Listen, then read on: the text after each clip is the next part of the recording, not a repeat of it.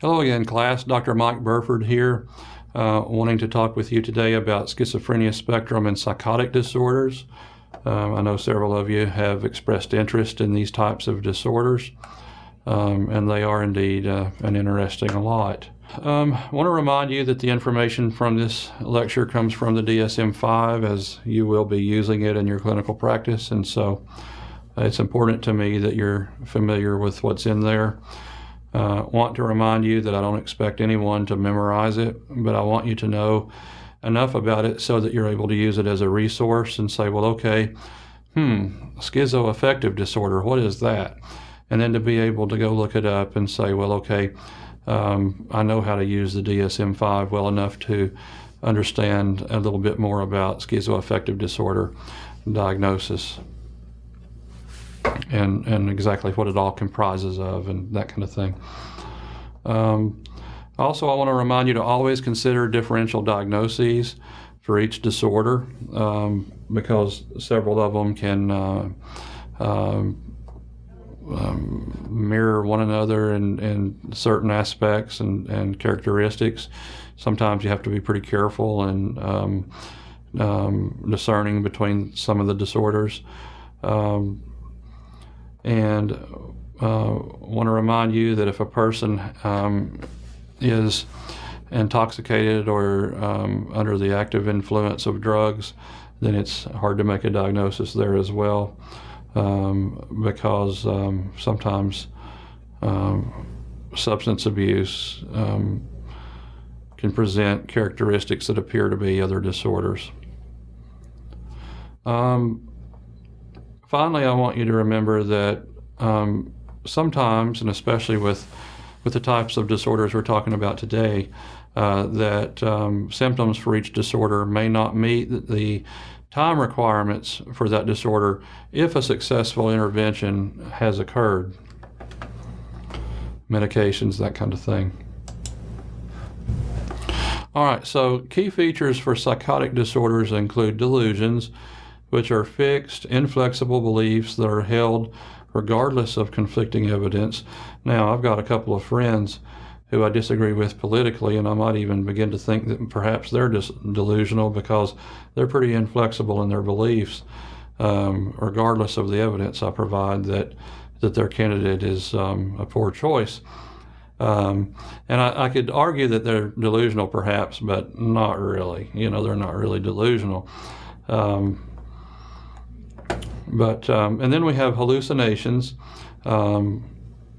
which are perception experiences ungrounded in external stimuli. These are things like, I'm generally not talking about when somebody would say, well, if, for instance, I ask them if they ever have any visual or auditory hallucinations, see or hear things that aren't there, and they'll say, well, every now and then out of the corner of my eye, I think I might see something. And I'll say, well, that's really not what I'm talking about. People that I've known that were truly psychotic with hallucinations would say things like, well, there's a man sitting over there in the chair that keeps staring at me. And I'll look over to the chair and the chair will be empty. Nobody's in that chair. I'll give you a couple of examples that I've seen in private practice, or not private practice, but in my practices throughout the years, clinical practice. An example of auditory hallucinations would be the time when I was working in a group home, and it was my first group home that I worked in actually many years ago. And we had this 17-year-old guy there. He was a really nice guy, and I liked him pretty well. And he had schizophrenia. And one day, the fire alarm went off, and it was very loud, very shrill and very loud, and you couldn't hear yourself think, let alone talk hardly. And so he comes to my office, and he asked me, he says, at the time, I didn't have my doctorate, so I was called Mr. Mike. He says, Mr. Mike, please tell me that you hear that too. And I called him by his name, and we'll call him George. I said, yes, George, the fire alarm's going off. Excuse me. Now, in a way, that would be a conversation or something that somebody might grin about and say, that's interesting. Well, the interesting thing is that this young man really truly couldn't distinguish between whether the fire alarm was going off or it wasn't. He couldn't distinguish between his hallucinations and reality. And if you think about it, that's pretty heavy. Imagine the burden that young man must be carrying around on a daily basis, having to test reality, not knowing what is realistic and what isn't. And then, maybe we think we have a bad day, maybe we get a flat tire, or maybe the car won't start, or maybe a disagreement with the spouse, or something to that effect, and we think we're having a bad day. Well, walk a mile in this guy's shoes, who can't tell if the fire alarm is really going off or if it's all in his head. An example of visual hallucinations would be when I worked I was working in a hospital, and I was seeing this older gentleman, and I was sitting doing an assessment with him, and I'd been talking with him for quite some time, and he appeared very lucid and very pleasant, just as if I were sitting and talking to a friend. And then all of a sudden, he real casually reached up and did this. And I said, well, what are you doing there? And he says, well, I'm eating a biscuit. And I said, a biscuit? And he said, yeah, biscuit. Don't you see those biscuits floating around up there? And I said, I don't hardly see them. He said, well, would you like one? I'll get one for you. This guy was serious. And I declined. I like my biscuits with a little bit of jelly on them. I don't know that he had any jelly, but anyways, I declined. And it just goes to show you that near the end of that assessment, I thought he was okay, and then all of a sudden he's reaching up, grabbing biscuits. And the fellow wasn't kidding. I mean, he was truly having visual hallucinations, and continued to have them off and on for quite some time after that. Another key feature of psychotic disorders is disorganized speech, which is indicative of disorganized thinking. By the way, I can also tell you as a professor, oftentimes if I get a paper that's disorganized, it makes me scratch my head and think, this student appears to have disorganized thinking. Perhaps they aren't very well organized in their thinking patterns, and it shows in their writing. So be sure and get a good proofread, I guess, is the lesson to that little comment from me there. All right, more key features: grossly disorganized and or abnormal motor behavior. Negative symptoms, you'll hear about negative symptoms. These include diminished emotional expression. Oftentimes in practice, you'll hear the word flat affect, which means that their facial expressions are basically non-existent. Avolition, which is a decrease in self-motivated and purposeful behavior or drive. Alogia, which is diminished speech output. Anhedonia, I think you had that in one of your case diagnostic exercises I gave you. It's an inability to experience pleasure. And asociality, which is a disinterest in social interactions. So all of those are negative symptoms that you would hear about oftentimes when talking about psychotic disorders. Okay, so let's talk about the first disorder, delusional disorder. I've seen several cases of that in my career. It's not as uncommon as you would think. So it's the presence of one or more delusions lasting at least 1 month, and criteria for schizophrenia has never been met, and any hallucinations they have are minor and related to the delusional theme. Let's see, overall functioning is not markedly impaired, and behavior is not explicitly bizarre. Mood swings are brief relative to the delusional period. Several subtypes and specifiers exist, and I'll tell you real quickly about a client that I had. There was a boy that I had when I worked in Knoxville, and he was a boy that lived in the group home. He was actually raised up in the group home, unfortunately, for various reasons. But anyways,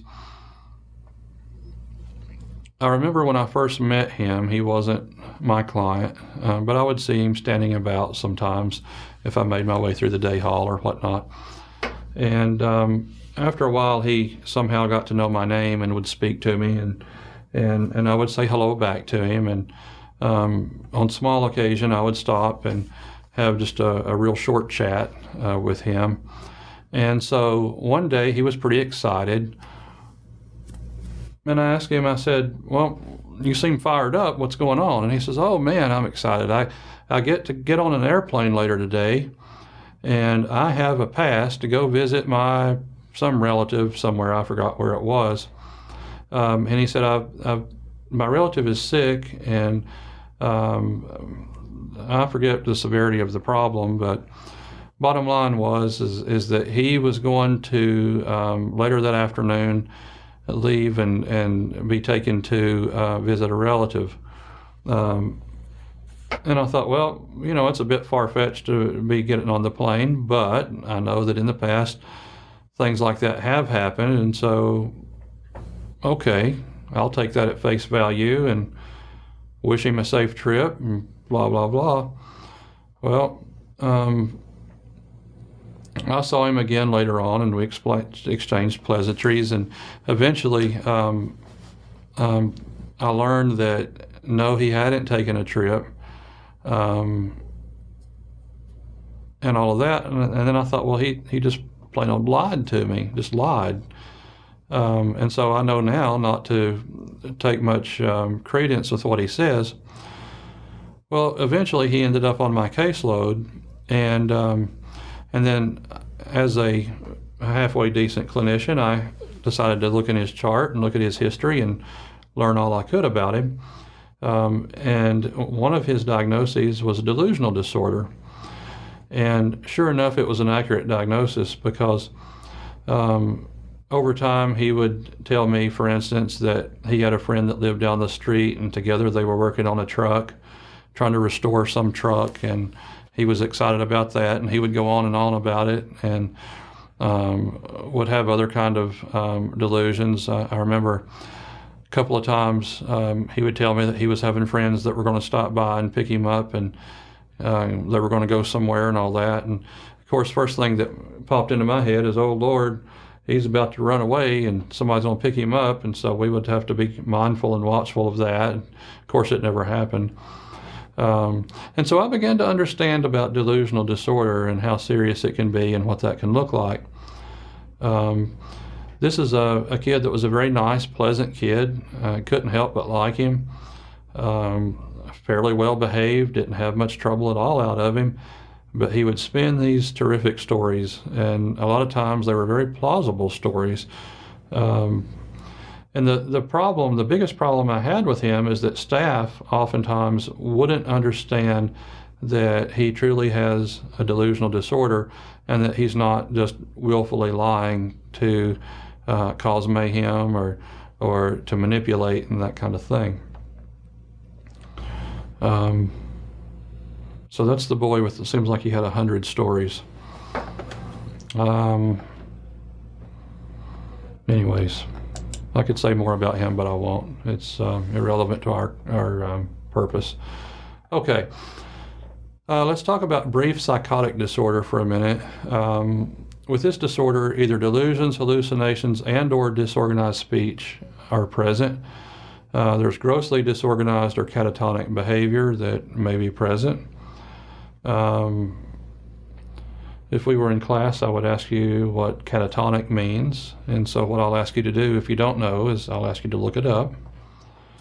It's good for you to be able to do that kind of thing. Duration must be at least 1 day, but less than 1 month, with eventual return to premorbid functioning. Premorbid, of course, means to functioning prior to being sick. And of course, several specifiers exist for this particular disorder. Okay, so now let's talk about schizophreniform disorder. We're moving ever so more closely to schizophrenia, but this is a disorder that's, that you need to know about. All right, so with schizophreniform disorder, there are either delusions, hallucinations, disorganized speech that must be present. Grossly disorganized or catatonic behavior may be present. And of course, the negative symptoms that we talked about earlier may be present as well. It lasts at least 1 month, but no more than 6 months. Now, a provisional diagnosis may be made, and again, the word is provisional. Oftentimes, well, not often, but sometimes when you look at a diagnosis, you may see the word provisional, which basically means that we think that's what a person has. We're not 100% sure yet, but we are evaluating for that. So sometimes you'll see that indicated as rule out whatever disorder, or RO whatever disorder. But provisional diagnosis is made if for some reason we can't await a 6-month recovery. So for instance, maybe medication needs to be given, and maybe we think that a person has this particular disorder. We don't want to wait for 6 months and let them suffer for 6 months before we do anything about it, right? Just so we can make the diagnosis. No, that doesn't make sense. And of course, several specifiers exist with this disorder. Now, schizophreniform disorder, I guess we could, at least in some ways, think about it. Well, I don't know that that's correct, but let me just say that the key here is that it lasts at least 1 month, but no more than 6 months, okay? Because what happens if these symptoms last more than 6 months? Well, then we're talking about schizophrenia. So, with schizophrenia, for the majority of a 1 month period, either delusions, hallucinations, or disorganized speech must be present. Also, the grossly disorganized catatonic behavior and negative symptoms may also be present. Levels of functioning are markedly diminished.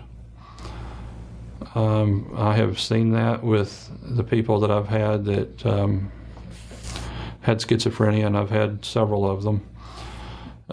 Symptoms must last at least 6 months and can be included, or the prodromal and residual periods can be included in that. Now, somebody, I think I told you a minute ago what the prodromal period is, which is the period leading into the illness before the full-blown symptoms are there. And then, of course, the residual period is when the person begins to get better. The peak of the symptoms have been reached and are starting to abate. All right. So in this period, you may see negative symptoms or attenuated forms of criterion A, such as unusual perceptive experiences or odd beliefs. Several specifiers exist, and interestingly, the onset is usually between late adolescent and mid-30s. Peak age of onset for males is early to mid-20s, and late 20s for females. I want to share a few brief experiences that I've had working with people with schizophrenia. I'll share with you the case of the young athlete. When I first met him, he was in the prodromal stage, which eventually progressed to a full-blown case of schizophrenia. And when he was medicated, he was aware oftentimes that something was wrong. Sometimes he couldn't understand exactly what it was, but he sensed that he was a bit different and that he had trouble with interpersonal relationships, although at times he thought it was the other people that was the issue instead of himself. At other times he was very paranoid, thinking that the government was watching him and had his house bugged, and that airplanes that would go over, helicopters that would go over, we lived in this pretty big city, and it was quite busy, and so when there were planes or helicopters, he would think that it was the government watching him. Probably any of you, if you're a conspiracy theorist, you're probably saying, well, they may have been. In his case, he was paranoid and had schizophrenia. So the interesting thing about him is that he had a family that loved him pretty well, and they were fairly educated people, and so they were able to work really closely with me and the psychiatrist in terms of his care, and we were able to get him stabilized pretty well. One of the sad things about it is that his parents had pretty high expectations that he go to college and that he continue to be an athlete and perhaps get some scholarships and that kind of thing. And along with this diagnosis, a lot of those aspirations fell by the wayside, and then it became a matter of, well, is he safe today, and is he having a psychotic break or not? The focus became on basic things like how do we encourage social experiences and that kind of stuff. So just remember that a mental illness doesn't just impact the person, it often has profound impacts on the family. Just briefly here, I'll tell you about the case of the rock star. I knew this fella who was a very bright fellow, actually had a master's degree. And he wasn't a client of mine. We were actually friends. Still are, with the exception that he continuously loses my phone number and he continuously moves, and so hence we lose contact. But anyways, there was an occasion, and he speaks openly about this, but there was an occasion some years ago when he thought that he had been chosen to be the lead singer of a famous rock band. And so he left the city that we lived in and traveled to California via bus. And he thought that he was to meet this band in the desert. And so he told me that when he came to, so to speak, when his delusion subsided, he realized that he was standing in the desert alone, waiting on a famous rock band that wasn't going to come. And he said that he felt really sad and humiliated about that, which, I certainly understand. But it goes to show you the power sometimes of these delusions, that somebody would actually spend time and effort riding an uncomfortable bus to California from the East Coast to the West Coast, and then making his way to the desert, which I'm sure is probably about as warm as some of these lights I have on me here for the videotaping. And then to come to yourself and to realize that it's all for naught. It's pretty heavy. All right, the last example, I can say lots of things about this last one. A client that I had for a period of time that had many, many great qualities. Was very creative, a very loving, giving person. Had a lifetime full of wonderful experiences, different but wonderful in some ways. But also had a lifetime of, an adult lifetime anyway, of schizophrenia and having to deal with that. but fortunately he was able to do some pretty cool things despite being ill. One of the interesting things when I think about him is I think of the day that he told me that he had at one time been very lustful of a particular young woman that he used to know, and that he was quite ashamed of himself for thinking of her in a sexual manner, and was upset with himself that he would think frequently about sexual acts with her. And so he decided that, and of course, he was in his active state of schizophrenia. One day he decided that the best thing to do would be to take a knife and cut off his testicles, which he proceeded to do. And from what I understand, got them pretty much cut off, and almost cut off, and of course ended up having to go to the emergency and ended up with emergency surgery and to get them reattached or whatever it was that they did. I didn't delve into it too much, but can you imagine cutting off a part of your body, especially a sensitive part, and for you guys out there, you certainly know what I mean.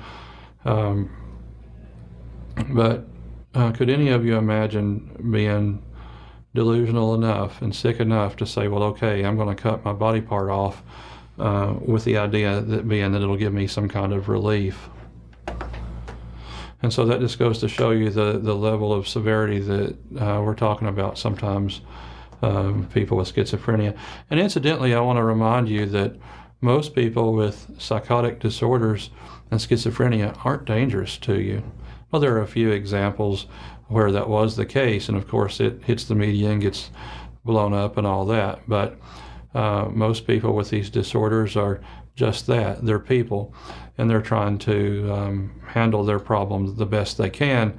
And as a matter of fact, if I had a hat on, I would take it off to them, because can you imagine the strength it must take to walk on a daily basis with some of these severe and persistent mental disorders? Man, these people, they must have a ton of strength in order to make it through the day. And they're the true heroes, in my opinion. It's nice to think about Mike Jackson, or which perhaps is a bad example, but it's, some of these pop stars, or maybe the sports figures, LeBron James or somebody like him, or Peyton Manning. I guess he's big around here. But it's nice to think about them. But to me, those people, those aren't the true heroes. The true heroes are the ones that are dealing with things like schizophrenia, and yet still find a way to put one foot in front of the other and make it through the day. So when you work with these folks, remember that these are fighters that have overcome a lot more than any of us would ever have to. And they deserve our respect. At some time in illness, there is a presence of delusions or hallucinations equal to or greater than 2 weeks without major mood episodes. Symptoms that meet criteria for major mood episode are present for most of the illness, and of course several specifiers exist. In my career, I've had at least 2 episodes of schizoaffective disorder, and both of those were adolescents. And the thing I remember about both of those guys is that they were both pretty nice boys, and one of them was aware that something was wrong, and he was trying desperately to fix it, and was trying to be adopted. And of course the adoptive parents, no, that's not true, was trying to be reunified with his parents, and of course they were giving him a hard time and thought that the things that were wrong with him was just willful, defiant behavior. They weren't able to understand that he had schizoaffective disorder, and that had some pretty significant and pervasive mental illness. But that case is a case that would break my heart, because I could see this little fella trying, but yet he would have these explosive episodes sometimes that were mood-driven from mania, because as you may recall, sometimes mania presents itself in agitated form.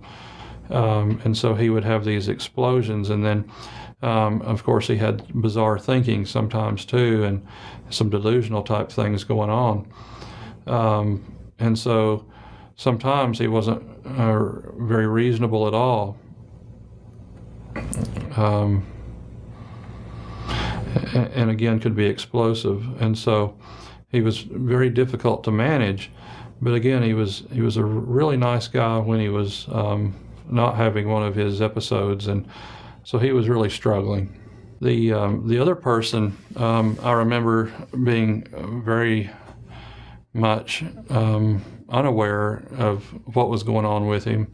He was a bit younger and had some other problems too, and so his awareness level wasn't nearly as good.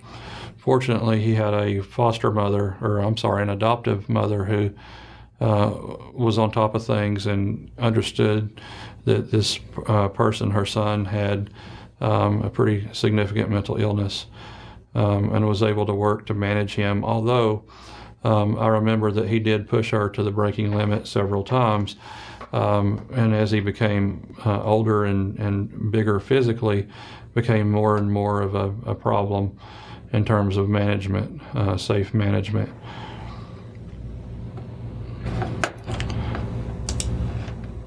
Okay, for treatment for these types of disorders, primary treatment is psychoactive medications, and then the secondary treatment would be psychotherapy. For instance, I actually helped with some research back when I was a doctoral student, and what I learned from that, among other things, is that psychotherapy can be useful for schizophrenia spectrum disorders, and that psychotic disorders in general, and that